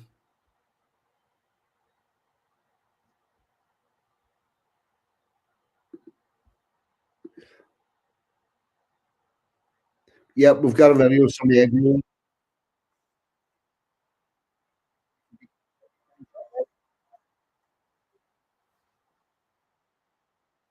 Here we go.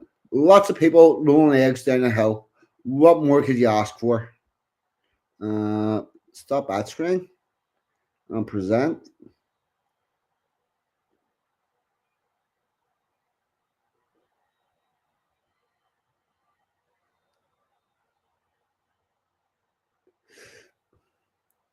Yep, that sounds about right, Linda Hunter.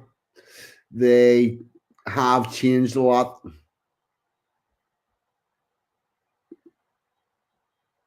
Here we go. Here's some egg rolling.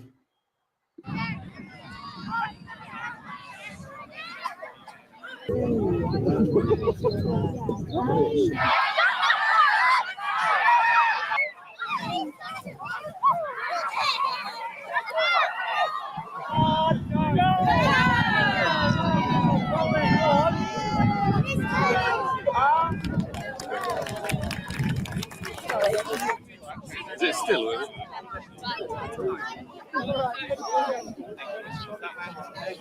Yeah, as you can probably tell, there's this organised chaos.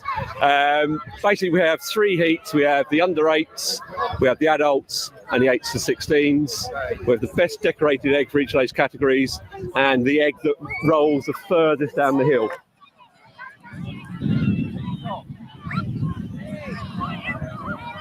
I don't think there is a tactic. As long as you don't throw it overarm, because it breaks on impact, it's basically potluck.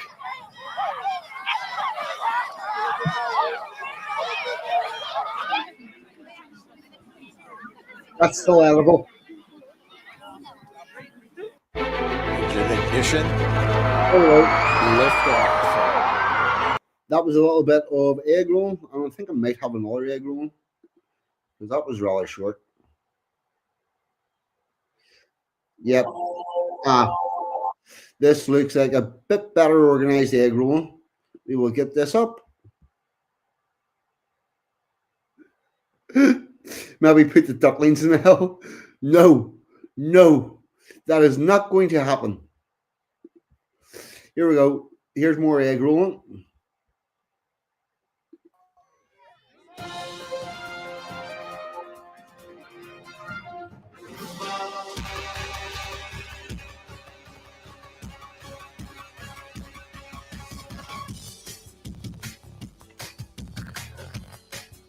Somebody's going to go for a duckling here.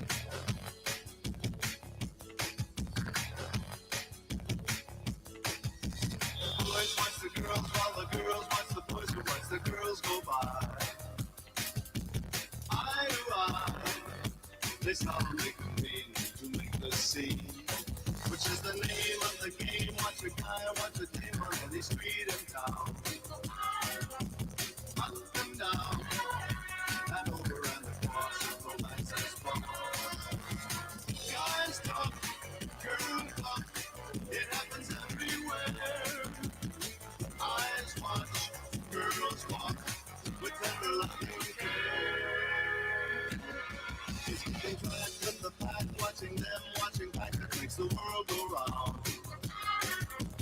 What's that sound? Each time we hear a loud, collective sound. They're making music for what girls want. That was actually quite lovely.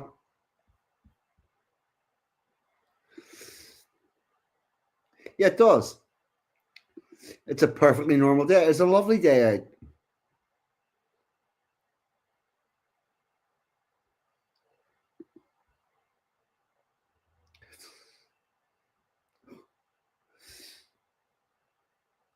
Yeah, a hunting accident.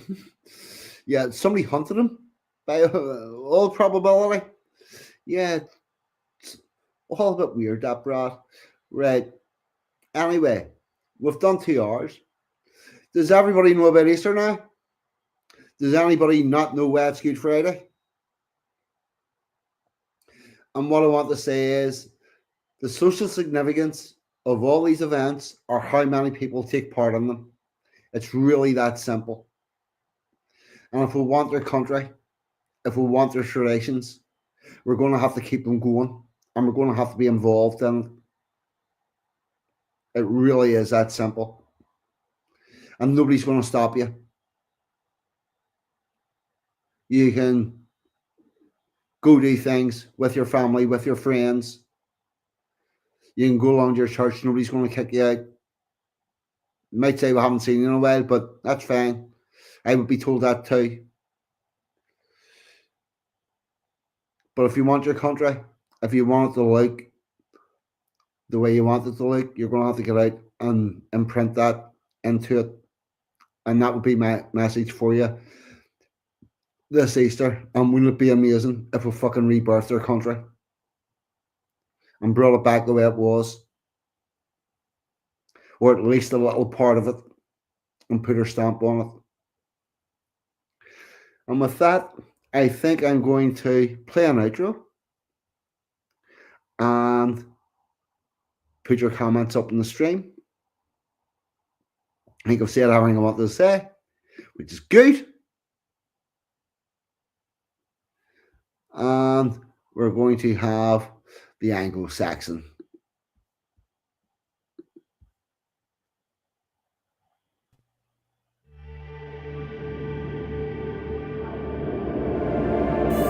Hello, you're listening to 42's letter to the Anglo-Saxons. When you spread this message, you are the resistance.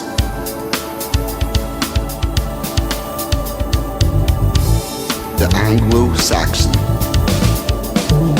The Anglo-Saxon shook his head sharply, his hair dislodging droplets of sweat from the back of his neck, the produce of moving a carcass to the workbench. The sharpened blades and cleavers felt natural in his hand. The carcass divided to his will. The Anglo-Saxon's muscle memory was that of a warrior. His body was lost to the toil, but his mind wandered to to memories that were not his own.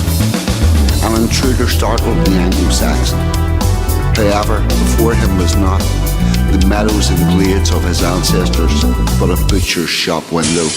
While politely serving the customer, the Anglo-Saxon mourned the loss of a kingdom he had never known, of the rituals and customs that were lost long before his grandparents were even born. Outside, the street was a bustle. He knew there were others like him, ones who carried the warrior's pride. Amongst them he would find the rightful place of an Anglo-Saxon. The Anglo-Saxon. It was not preached to the crowd, it was not taught by the state. No man spoke it aloud when the Anglo-Saxons began to hate. It was not suddenly bred, it will not swiftly abate. Through the chill years ahead, when the time shall count from the date that the Anglo-Saxons began to hate. When time shall count from the date the Anglo-Saxons began to hate. Game over.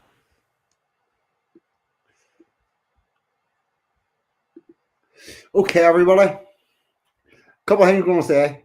One is, hopefully, in the very short future, that song is going to become everybody's second favourite song, because there's a better one coming. The other thing I'm going to say is, take our country back, rebirth. That's how we go. And the last thing I will say is, I've been 42. You lot in the chat have, as always, been fucking amazing. You're the reason why this thing happens. Thank you so much. Good night. God bless. See us all next week. I'm out of here. Goodbye.